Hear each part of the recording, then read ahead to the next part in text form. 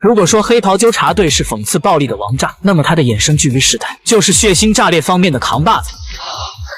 剧情主打的就是峰回路转、猝不及防，校园排名第1的战力天花板金童，现实中的施瓦辛格亲儿子。没想到第1集还没结束就领了盒饭。由于8年前火车头加入超英7人组，这令很多有色人种看到了希望。于是玛丽刚出生就被父母注射了5号化合物。12岁时，她体内的超能力开始显现，姨妈血竟不受重力的影响漂浮在空中。这又是什么类型的超能力呢？出于担心母亲闯进了洗手间，结果反倒被割破大动脉，丢了小命。突发情况令父亲悔恨当初的决定。此时的玛丽已经吓得3魂缺了7魄，受到刺激，她体内的能力变得更加强烈。仅是一瞬间，父亲就被她的爆发炸成了筛子。而这令人不敢直视的场景，恰好被玛丽的妹妹看得真切。为了摆脱痛苦的回忆，不辜负父母的期望，她无时无刻都在练习操控血液的能力。但就是这样的做法，会耗费大量的猪肝和红枣。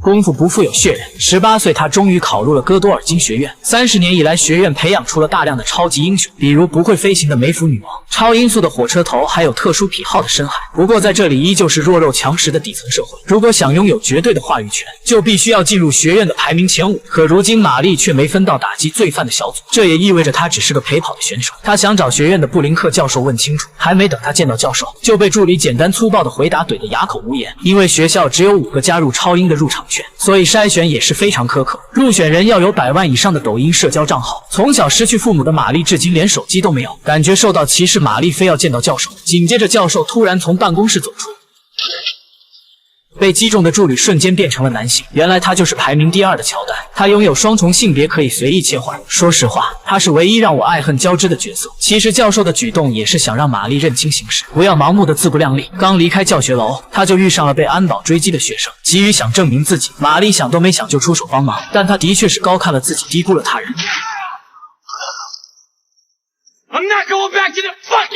幸好学院排名第3的安德烈挺身而出，他拥有仅次于万磁王操控金属的能力，这才成功抓住企图逃学的人。可令安德烈奇怪的是，他从来没有在学校里见过这个癫狂的人。第2天，安德烈竟反常地邀请玛丽参加私人聚会，而其他参加的人都是排名前5的人物。玛丽想起室友劝她多交朋友的忠告，才答应了对方的邀请。室友艾玛知道后，特意将自己的衣服借给了玛丽。聚齐后，他们来到酒吧，金童的女友凯特只是触碰了检票的保安，对方就立刻允许他们进入。这就是凯特的超能力，言出法随。可他们丝毫不会想到，意外马上就要发生。恍惚间，金童进入了另一时空。昏暗的森林里，他看到小男孩向他求救，可他根本就不认识对方。然而还没等他细看，就被尖叫声惊醒。原来安德烈为了撩妹，把硬币变成了小鸟，倘若他能将小鸟送到对面老头的杯子里，老妹儿就答应带他回家。可下一秒，路人撞到了安德烈，仅仅一刹那，小鸟便刺破了他人的大动脉，场面一时陷入混乱，难以控制。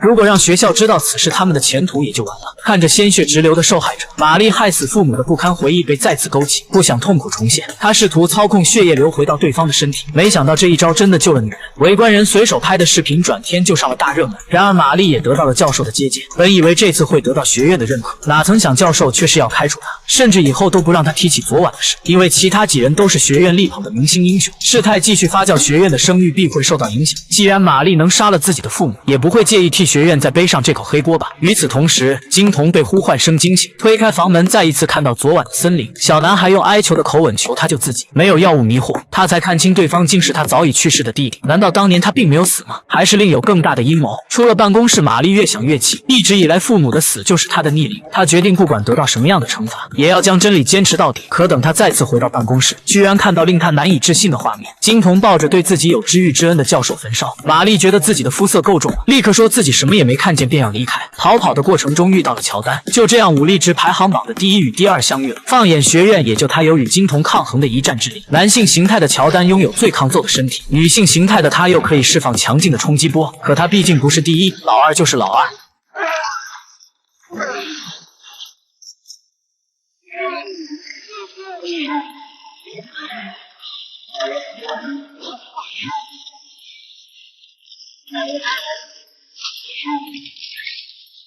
玛丽知道乔丹抵挡不了多久，便要求安德烈去帮乔丹一起制服金童。不过没想到金童实力惊人，此时已经追到了广场。最后一刻，金童却恢复了理智，他仿佛在安德烈耳边轻声说了什么，之后他便一跃而起，悬浮空中，在大家的密切观察中选择了自爆，了解余生。他所做的一切到底是因为什么呢？